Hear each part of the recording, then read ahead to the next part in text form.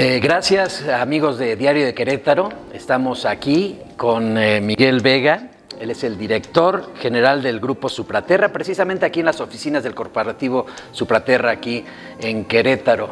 Miguel, gracias por recibirnos. No, Manolo, es tu casa y me da mucho gusto volver a saludarte. Muchas gracias. Vamos a platicar un poquito acerca de lo que es Supraterra y lo que ha significado para Querétaro en las últimas décadas. Desde luego es una empresa con amplios desarrollos, con diversos desarrollos. ¿Cómo es que se establece Supraterra? ¿De dónde surge? ¿Cómo está constituida? Mira, es una visión fundamental de el líder moral de nuestro grupo, que es José Oleszkowski. Desafortunadamente se nos adelantó en el camino, pero sin duda la visión de José Oleszkowski, aparte de la calidad personal que distinguía siempre su actuar y sus acciones, pues era un líder en innovación inmobiliaria, sobre todo con un propósito fundamental, que era elevar la calidad de vida de lo que él podía apreciar en el comportamiento de la evolución de las ciudades, Manolo. José Oleszkowski tenía una premisa fundamental que hoy la seguimos practicando en el día a día. Primero, partir de la premisa fundamental: ¿qué ciudades queremos? ¿En qué ciudades queremos vivir? Y sobre todo, ¿qué queremos lograr? Él reconocía fundamentalmente que la manera que planeamos va directamente relacionado al comportamiento de las personas que habitan en nuestros territorios, y eso lo vemos en el día a día. La calidad de vida, la construcción del tejido social, la creación de nuevos liderazgos se tiene que dar en ambientes creados para las personas. Esa es la premisa fundamental que nos ponía como ADN José Oleszkowski, y es la que hoy seguimos al pie de la letra en Grupo Supraterra. Territorios innovadores, inclusivos, seguros, resilientes, y en donde se tenga como una regla fundamental que no todo es rendimiento, no todo es dinero. Nuestro principal compromiso, Manolo, es ver por las personas y la calidad de vida a partir de cómo disfrutan y cómo se socializa en nuestros fraccionamientos. Antes de que me platiques acerca de Supraterra, me gustaría ahondar más en esta figura que fue José Oleszkowski. ¿Qué representó en tu vida? ¿Cómo lo recuerdas como jefe y como ser humano? Bueno, es un tema que sabes que hay personas que trascienden nuestra vida, ¿no? Para él, su gente era todo. Él siempre tenía un espacio fundamental en su complicada agenda de trabajo para ver qué necesitábamos. Y aparte, su manera de ayudar era darnos oportunidades en ese momento a la corriente de jóvenes que trabajábamos en DRT, para que con el ejercicio práctico pues nos enfrentáramos a la realidad, poniéndonos temas que en ese momento podían causar incluso miedo. Oye, ¿qué tenemos que hacer? ¿Cómo elevamos la calidad de vida? ¿Cómo transformamos las ciudades? ¿Cómo transformamos el entorno? Y en donde los beneficios sean generales, no únicamente para algunos cuantos. Yo recuerdo que él me citaba a las 6 de la mañana para empezar los recorridos por todos los desarrollos. Y un hombre con la visión de José Oleszkowski, es una anécdota muy interesante, en las revisiones nos decía: vamos a ver y vamos a bajarnos, no nada más el recorrido en el automóvil. Quiero ver cómo va el parque, quiero ver cómo va la guarnición, quiero ver cómo va la banqueta, quiero ver cómo se hace una ciudad funcional, cómo no hago un desarrollo pensando en mí. Quiero hacer desarrollos pensando en la gente que va a habitar en nuestros desarrollos. Decía, a ver, la regla fundamental es la planeación, no la improvisación. Y me acuerdo de otra de sus reglas en donde decía, estimado Manolo: a ver, Miguel, acuérdate que aquí la suerte empieza a repartirse a las 6 de la mañana. Entonces, pues ahí a esa hora empezábamos los desarrollos y salíamos de la oficina entre 11 y 12 de la noche, pero pues los resultados, sin duda alguna, pues no eran producto de la casualidad. De aquella empresa que dejó él a la que es hoy ahora, ¿cómo se ha transformado? Si ha habido transformaciones que valga la pena mencionar, y qué crees que pensaría él ahora si pudiera regresar y ver en lo que se ha convertido Supraterra. Todos son, sin duda alguna, frutos de su siembra. Dejó cimientos totalmente anclados, dejó cimientos fuertes, dejó cimientos consolidados, pero creo que tuvo un tino fundamental: preparar a la siguiente generación que iba a estar a cargo de sus negocios, y en donde como mentor tenía una excepción que no vemos consecuente en mucho en algunos otros líderes, Manolo. No se guardaba absolutamente nada. Él decía: todo lo que sé, estoy dispuesto a transmitirlo. La evolución, pues, ha sido la consolidación de los proyectos que él dejó preparados.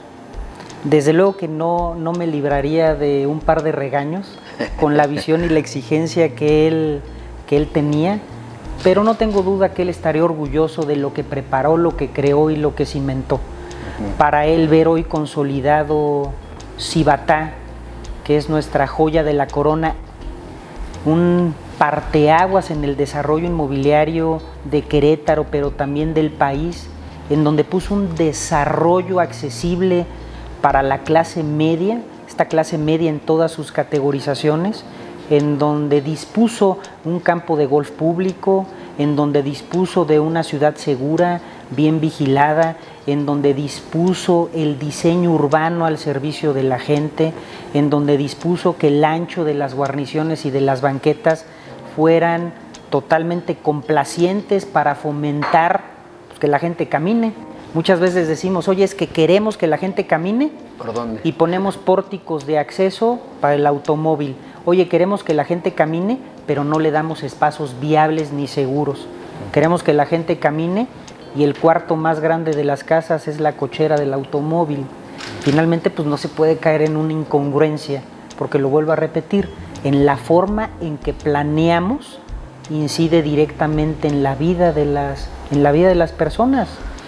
En aquellos momentos empezábamos incluso a planear con perspectiva de género, que pareciera que tenemos algunos años con esa tendencia, pero José Oleszkowski, conjuntamente con tu servidor, lo encabezábamos, perspectiva de género.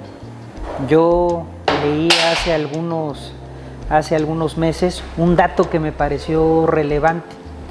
El 10% de los despachos de arquitectos más importantes a nivel mundial, solo el 10% es encabezado por mujeres.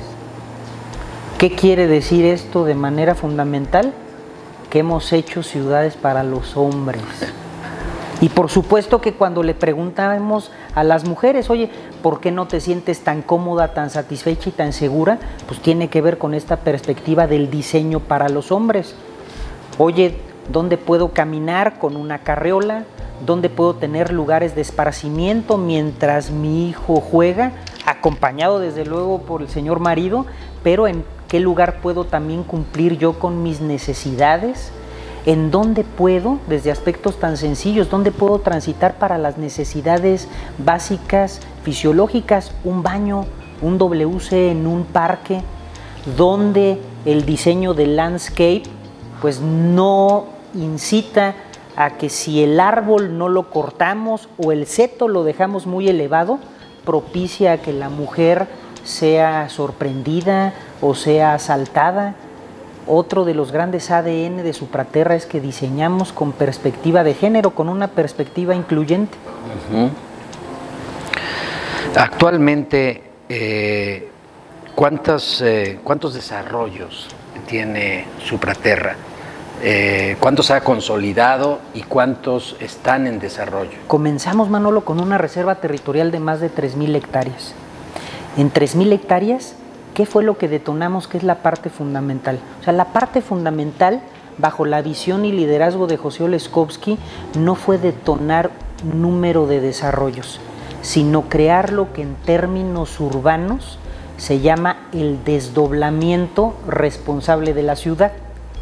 ¿Qué es lo que pasaba en los centros coyunturales de las ciudades? Había políticas públicas que decían, oye, vamos a densificar los centros históricos. Y cuando entraban los urbanistas o cuando entraban los planeadores decían, ¿y ahora qué hago? ¿Cómo resuelvo este galimatías? ¿Cómo qué pasaba? Oye, pues tenemos este terreno, políticas, densifícalo. Empieza a hacer edificios de 10 pisos, de 5 pisos. Bueno, lo permitían los planes parciales de desarrollo, sí, pero cuando entraban en la satisfacción de los servicios, oye, pues no tenemos las capacidades suficientes para agua potable, para energía eléctrica, hay que abrir las vialidades, no tenemos el dimensionamiento necesario, ¿cómo no armamos un caos en los centros históricos? Y ahí la visión de José Oleszkowski es este desdoblamiento de la ciudad a partir de la planeación de la tierra, pues nos daba la vocación de no irnos a comprar terrenos lejanos en donde no había nada, sino entrar desde el punto número 0 para garantizar qué había, qué podía haber y cómo se iba a consolidar a corto, mediano y largo plazo. Nosotros comenzamos con una reserva territorial de más de 3,000 hectáreas, en donde, lo vuelvo a repetir, ahí hemos consolidado el refugio y sus ampliaciones, hemos consolidado Cibatá, consolidamos Saquia, que ha sido el desarrollo en los últimos 4 años con el mejor desplazamiento de ticket en toda la ciudad y en todo el país. Cuando dices ticket, perdona mi ignorancia, ¿te refieres? Es el número de viviendas y de terrenos que se venden de manera mensual. Saquia ha ocupado en los últimos 4 años el primer lugar a nivel nacional. En Saquia se desplazan más de 140 viviendas mensuales. La zona de la que estamos hablando en la reserva territorial de Supraterra, pues es la engalardonada por Cibatá. Cibatá tiene 1,100 hectáreas, Manolo, es una ciudad. Sí. Yo siempre he dicho que el tamaño de Supraterra es proporcionalmente equitativa a los desafíos que se presentan en el día a día, porque no es un fraccionamiento, detonamos una ciudad. Y en esa ciudad, pues todo lo que significa, como lo dicen los grandes los grandes urbanistas, estos centros de población son organismos vivos, ¿no? Y en esos organismos vivos pasa todo. ¿Qué sucede con la vialidad? ¿Qué sucede con el parque? ¿Qué sucede con la iluminación? ¿Qué sucede con la cohesión social? ¿Qué sucede con el tejido social? Y precisamente eso fue lo que detonamos, el desdoblamiento responsable de la ciudad. Pero desde el día 0 nos dejaron colaborar en los planes parciales de desarrollo, que no hubiera sorpresas, que desde el día 0 es de dónde se va a suministrar el agua potable, resuelto, a corto, mediano y largo plazo. Oye, tienes que tener una subestación de energía eléctrica para que esto que está de moda a nivel nacional no nos suceda. Ahí hay un dato también fundamental.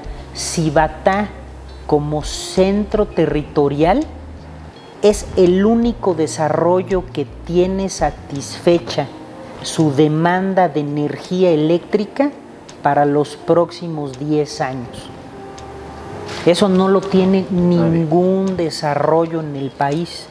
Entonces, para nosotros fue totalmente satisfactorio que le pudiéramos decir a nuestros clientes, tenemos resuelto desde el día 0 con un argumento de planeación en servicios básicos, lo vuelvo a repetir, agua potable, energía eléctrica, regulación de la tierra, Manolo.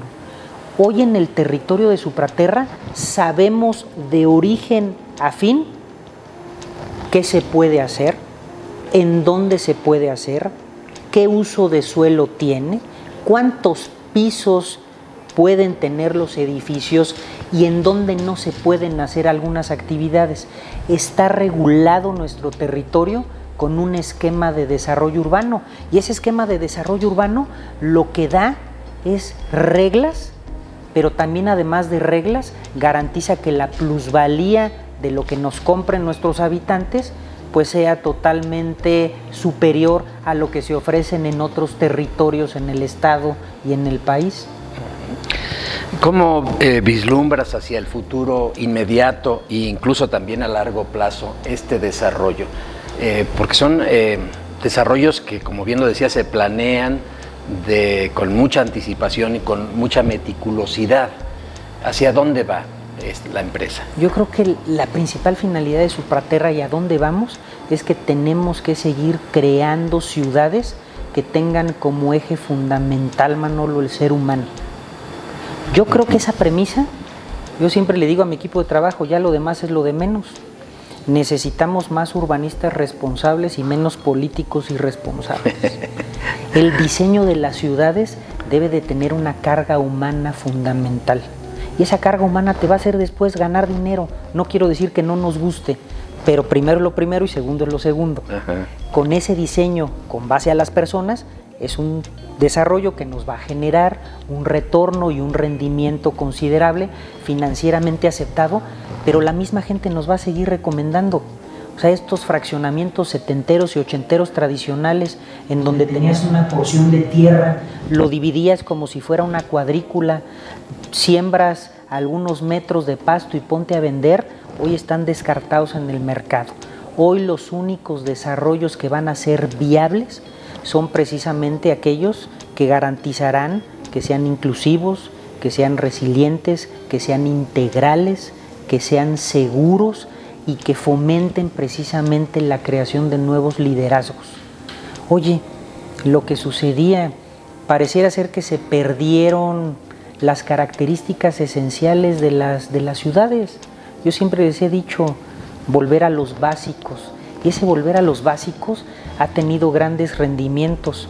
Lo que nos sucedió con la pandemia, Manolo, simple y sencillamente fue un adelanto de lo que nos iba a suceder a los desarrolladores inmobiliarios, que no se podían seguir haciendo casas por serie, no se podían seguir haciendo desarrollos que no involucraran precisamente parques urbanos integrales, que no hubiera usos mixtos, que fueran proyectos saludables. Hoy uno de los grandes retos que tiene el país es que la construcción vertical se fue de 100 a 0. Y pues ese es un tema muy sencillo. ¿Por qué se fue a 0 el desarrollo vertical? Hoy los desplazamientos verticales en el país son muy bajos.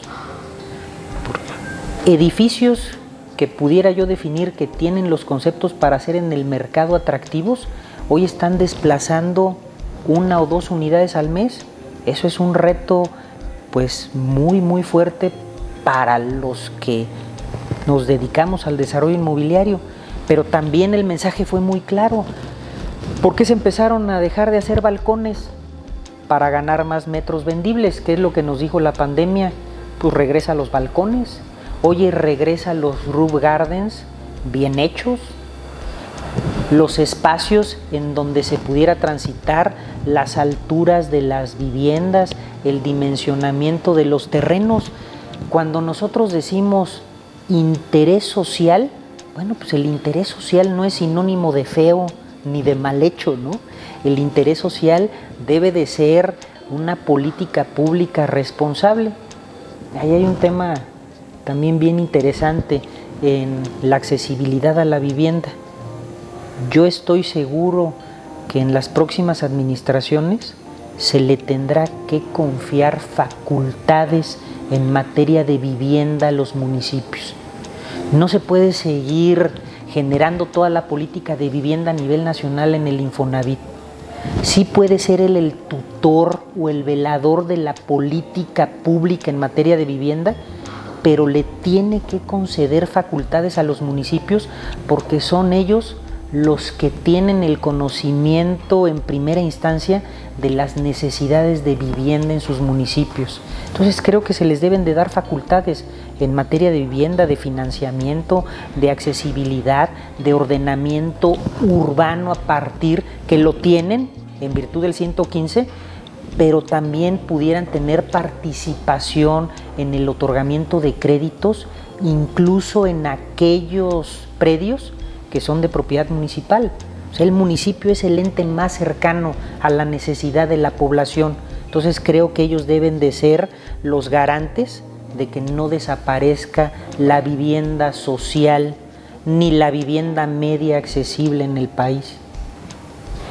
¿Cómo ves a Querétaro, que ha crecido tan desbordantemente en los últimos años, en las últimas décadas, y que a veces pues, no lo ha hecho en las mejores condiciones o con las mejores características? Es un Querétaro, una ciudad, bueno, es ahora todavía muy buena para vivir, pero es salvable, pues, no vamos a caer en los mismos vicios y en los mismos problemas de otras experiencias. Yo lo digo con toda seguridad, por supuesto que es salvable y por supuesto que es mejorable. Creo que incluso hay condiciones para que en términos de planeación urbana esté por llegar el mejor Querétaro que vamos a conocer, pero no en automático. Yo creo que estamos por conocer el mejor Querétaro respetando algunas premisas que se convierten en ineludibles y que no se los podemos dejar a cualquiera. Para mí, ¿cuáles serían aquellas premisas? La más sencilla y la más compleja, planeación. En términos de planeación urbana, otra vez, lo vuelvo a repetir, nosotros creemos que con la consolidación de obras que garanticen la movilidad, la accesibilidad, se va a resolver. Pero creo que la primera regla es, lo hemos estado comentando en el transcurso de nuestra plática, tienen que incluir a la gente. Para incluir a la gente se tiene que hacer una previsión por lo menos en anticipación a estas obras de 10 años. Desafortunadamente sin caer en el malinchismo como sucede en gran parte de las ciudades europeas, más que en las estadounidenses. Se da ese concepto, romper estos paradigmas en donde ya para las ciudades europeas, Finlandia por ejemplo, o incluso los rusos lo hacen, hoy está rebasado el término de que lo público es público y de que lo privado es privado. Hoy las obras que han garantizado la transformación de las ciudades se ha hecho en una colaboración entre los entes públicos y los entes privados. No ha resultado de otra forma. Es decir, ya quedaron rebasados estos términos de que todo en lo que participen los particulares, que por naturaleza jurídica le pudiera corresponder a los gobiernos, son obscuros o son corruptos. Creo que los principales resultados se ha dado con esta colaboración, aprovechando lo mejor del privado y lo mejor del particular. Ni tan a largo plazo como pudiera decidirlo el ente público, pero tampoco tan a corto plazo como lo quisiéramos hacer nosotros. En anticipación, esta primer premisa es planeación, pero pensando en la gente. Y número 2, con una anticipación diseñada por los expertos. Y no es tan difícil. ¿Qué es lo que pasa en el territorio, por ejemplo, de Supraterra? Nosotros, más del 95% de la reserva territorial que tiene el grupo la tenemos asentada en el Marqués. Hoy el Marqués tiene 240,000 habitantes. Pues vamos a empezar a diseñar un poquito sin ser necesariamente expertos. Nuestro territorio tiene una densidad máxima, es decir, sabemos en base al instrumento de planeación, que es el Plan Parcial de Desarrollo Urbano, sabemos qué densidad le podemos meter a esa tierra, es decir, cuántos habitantes caben por hectárea. Si yo vislumbro cuál va a ser mi desplazamiento, si yo vislumbro cuántas personas caben por hectárea, también puedo ver y puedo anticiparme a las necesidades de planeación y de infraestructura urbana que vamos a tener. Nada más que si no concatenamos los datos, pues no nos salen las cuentas, ¿verdad? Sí. Entonces, si hilamos precisamente ese conjunto de datos que están disponibles, pues nada más vamos a juntarlos. Nuestro territorio, por ejemplo, va a crear 500,000 habitantes en el municipio del Marqués. La reserva territorial de Supraterra a corto y mediano plazo va a duplicar la población hoy existente en el municipio del Marqués. Y eso qué bueno, porque hace que el Marqués sea el segundo municipio con mayor colocación de créditos en el país, solamente después de Zapopan, pero Zapopan tiene 6 veces más territorio. Pero ¿esto qué demanda? Pues que en la conjugación de esos datos sepamos qué necesitamos hacer en materia de movilidad, cuántos puentes, cuántos deprimidos. También sabemos qué carga energética necesitamos, porque sabemos qué carga eléctrica necesitamos por vivienda, y también sabemos el consumo de litro por segundo que se necesita por persona. Entonces ya sabemos qué tenemos que hacer en materia urbana, ya sabemos qué tenemos que hacer en materia de suficiencia energética, ya sabemos qué tenemos que hacer en materia de suficiencia de agua potable, pero también ya sabemos qué necesitamos hacer de parques para que convivan las familias, y también ya sabemos, en base a esa inducción que nos da este conjunto de datos, qué tenemos que hacer con la recolección de basura y qué tenemos que hacer con el alumbrado público. Esos son los datos que se tiene que planear, y con eso evitamos que de la noche a la mañana digamos, oye, tenemos que hacer obra en base a A, B y C. ¿Y por qué? No sé, pero hay que hacerlas. Yo me acuerdo perfectamente que en los 70s y los 80s, cuando ibas a un curso de ventas, nosotros no hacemos casas, exclusivamente vendemos tierra en todas sus categorizaciones, desde un terreno de 160 metros cuadrados hasta un macrolote de 14 hectáreas, pero ya en un envolvente, para que no tengas que hacer todo el viacrucis de permisos, de licencias y de autorizaciones. Nuestros desarrolladores, por lo único que se deben de ocupar es en que sea un proyecto responsable y que lleven a cabo una comercialización correcta. Pero ¿qué nos decían en los 80? ¿Quién decide la compra de las casas? No, pues lo decide la mamá. Hoy no pasa lo mismo. Hoy la decisión de la adquisición final, y sobre todo después de la pandemia, lo tienen los hijos que siguen viviendo en las casas como jóvenes adultos, si así pudiera ser este término un poco extraño. Es decir, estos jóvenes que ya concluyeron probablemente su licenciatura, pero que por comodidad o también la conveniencia de los padres los han invitado voluntariamente a fuerzas a que los acompañen. Y hoy el joven dice, pues me gustaría tener un acceso independiente, pues para que se quede mi hijo vamos a hacer el acceso independiente, y me gustaría tener un lugar en el que pueda reunirme con mis amigos, en donde tenga pues toda esta facilidad de conectividad en la era de la digitalización.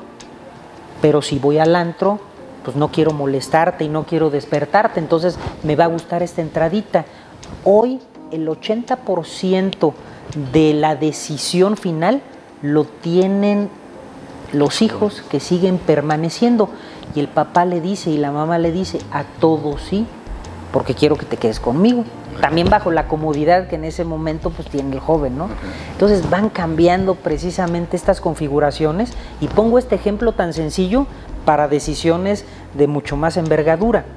El mercado cambia incesantemente, no es el mismo mercado el del día de hoy que el de hace 20 años, y por lo tanto los desarrollos deben de ser distintos, la infraestructura debe de ser distinta, el elemento de creación y de diseño de las ciudades, por ende, también debe de ser distinto. Muy bien. Muy interesante. Sí, señor. Recuérdame nada más los años que llevas en la empresa para tenerlos claros. 26 años. 26 años. Ingresaste. ¿Tú qué estudiaste, Miguel? Yo soy abogado. Fíjate. Pero otra de las reglas que nos ponía José Leskovsky cuando nos daba la oportunidad es que a todos nos decía, eres abogado vendedor, o arquitecto vendedor, o ingeniero vendedor, o informático vendedor, y ya después nos daba el complemento. Aparte de ser vendedores, tienen que tener una maestría en todología.